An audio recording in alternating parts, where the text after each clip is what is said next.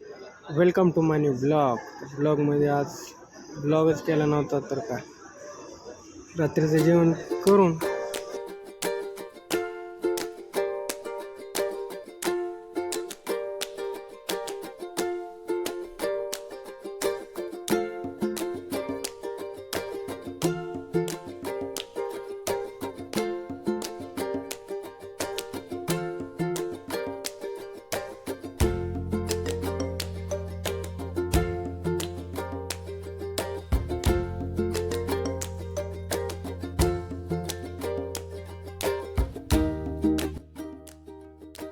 कामाला जात असताना इतकं ट्रॉफिक लागलं.